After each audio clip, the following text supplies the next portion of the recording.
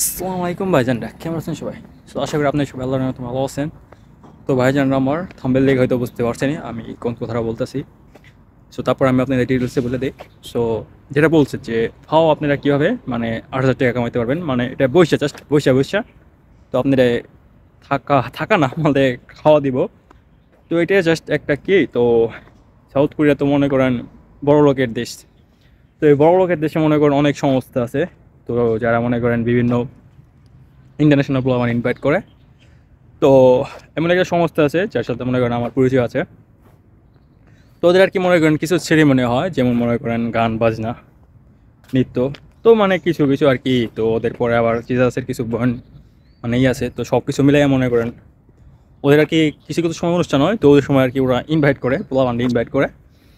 তো ইনভাইট করে আর ওরা করে কি যে ২,০০০ টাকা করা, মানে বাংলাদেশের টাকায় ২,০০০ টাকা, মানে ২০,০০০ ওন, আমরা ২,০০০ টাকা বলে।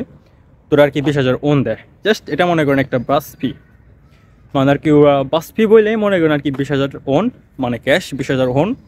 আপনারা মনে করেন নগদ যে সেরিমনি দিন, মনে করেন সেরিমনি মানে অনুষ্ঠানটা হবো। তো অনুষ্ঠানের পরে মনে করেন আপনি দিয়ে দেবো। তো এমন একটা আমার কাছে অফার আছে। তো অফারটা মনে করেন মানে এই এপ্রিল মাসের ২৮ তারিখে, যে আজকে মনে করেন 15 এপ্রিল। তো ২৮ এপ্রিল মনে করেন বুসানে, বিশেষ করে এটা বুসানে, যারা বুসানে ভাই বোন আমরা আছেন, তংমিয়ং, ক্যাংস্যাং, তো এমন আরও কিছু আছে। তো তারা মনে করেন আমার সাথে যোগাযোগ করবেন, আমি ডিটেলসে বলে দিই। তো ডিটেলস বলতে কি, যে ২৮ এপ্রিলে মনে করেন ৭টা মানে ৭টা, সন্ধ্যা ৭টা। তো সন্ধ্যা ৭টা থেকে একটা অনুষ্ঠানটা শুরু হইব। তো মনে করেন ২ ঘন্টা বা ২.৫ ঘন্টা। তো এমন সময় পর্যন্ত এটা চলবো। জাস্ট মনে করেন গান বাজনা, যেমন ওই যে বিভিন্ন পদের গান আছে, যেমন অপেরা। অপেরা তো আরও এমন কিছু গান আছে, কিছু মনে করেন নৃত্য আছে। তো সব কিছু মিলে মনে করেন এগুলো আর কি হইব। তো এটাই মূলত মনে করেন এগুলো হবো। তো এটার পরে মনে করেন আপনি নগদ ২,০০০, বাংলাদেশে ২,০০০ টাকা, মানে ২০,০০০ ওন আপনি ক্যাশে হাতে দিয়ে দেবো। আর এটা 4 দিন হবে। এটা মনে করেন ২৮ এপ্রিল থেকে, এই যে দেখছেন যে আইসি মনে করেন বয়ে পড়ছি, এই যে দেখছেন, মানে এই যে আবার দেখাই মানে আইসি আমি করে বয়ে বললাম। তো আমি জানি যে এই জায়গাটা পরিষ্কার।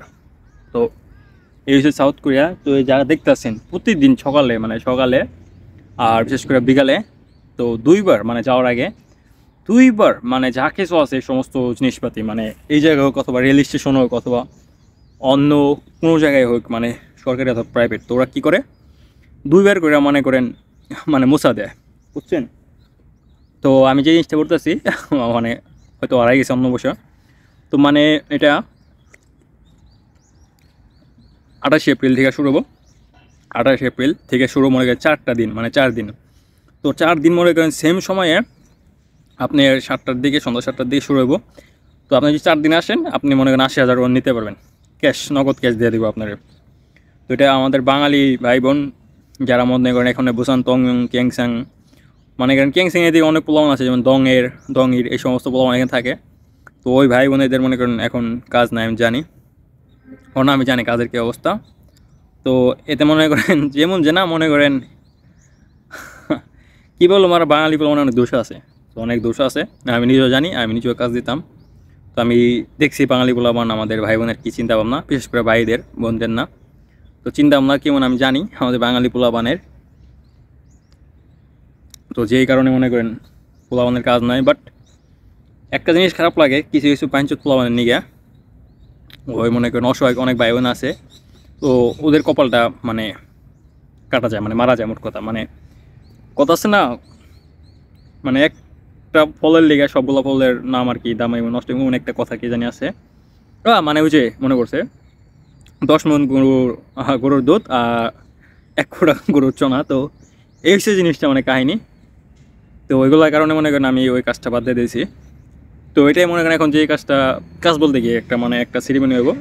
জাস্ট আইবেন, বসবেন, খাইবেন, খাবার দিব হয়তো। তো বাস, পরবর্তীতে মনে করেন ২,০০০ টাকা নিয়ে যাবেন। যদি 4 দিন আসেন, 4 দিনে মনে করেন ৮,০০০ টাকা নিতে পারেন, বাংলা টাকা ৮,০০০ টাকা, বুঝছেন? সমস্যাকে আমি আইলাম, নিলাম। আর আরেকটা কথা বললেন লই, এই জায়গায় আমি কারোর ফোর্স করতে আসি না। আবার বললেন লই, আমি কারোর ফোর্স করতে আসি না, বুঝছেন? তো কিছু কিছু পোলাপান আছে মনে করেন মনে করে কি যে খ্রিস্টানদের সাথে থাকলেই মানে থাকা মেশা করলেই যে খ্রিস্টান হয়ে গেল, মানে এমন এমন মানে আমাদের বাঙালি মেন্টালিটি সমস্যা আছে। তাও ওদের জন্য আমি বলতে চাই যে তোর খ্রিস্টানদের এতই সমস্যা, তাহলে তুই এই দেশে আসিস কে? মানে বিদেশে, ইউরোপের দেশে, আমেরিকার দেশে, কানাডার দেশে, সাউথ কোরিয়া, জাপান, তুই আসিস কে? ওদের তো 90% ধরে গেলে খ্রিস্টানদের দেশ, তাহলে তুই খ্রিস্টান দেশে আসিস কে? তুই পড়তেছিস কে? সব থেকে বড় কথা যে ওদের সাথে মিশলে তুই খ্রিস্টান হয়ে যাবি, তাহলে তুই ওদের রেস্টুরেন্টে কাজ করতেছিস কে? রেস্টুরেন্ট খ্রিস্টান কে রেস্টুরেন্ট? 90% খ্রিস্টান গো রেস্টুরেন্ট, সব কিছু এই জায়গায়, যা বিশ্ববিদ্যালয় করবেন ই করবেন সব কিছু 90% খ্রিস্টান গো রেস্টুরেন্ট। কয়জন আছে মুসলমানের এই জায়গায় কোনো কিছু, অথবা হিন্দু অগো? কেউই নেই। কাজ বাংলা কত, ইউরোপ করবেন, কানাডা করবেন, কোনো জায়গায় মানে খুবই কম অন্য অন্য মানুষের আছে। তো তুই খ্রিস্টানদের কাম করতে আসছিস, কী করতে আসছিস? তো তো এই জায়গায় এলে এই সমস্যা কি? আর এই জায়গায় মানে কিছু কিছু খ্রিস্টান আছে, মনে করেন আমার বন্ধু বান্ধব আছে, তো পুরো আমার লোক যেকাল দেখা হয় আমারে আসসালামু আলাইকুম কয়।